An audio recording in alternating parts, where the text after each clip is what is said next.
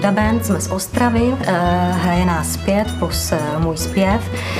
Hrajeme zhruba od roku 2001, ale v této sestavě, v jaké si nás poslechnete, hrajeme zhruba půl roku a máme za sebou CDčko. Jmenuje se Na jabloni a je tam taková všeho chuť, hrajeme folk rock, ale každá písnička je trošku z jiného koutku, takže každý si určitě přijde na svém. Náruč jahod v bílém šátku nosí vás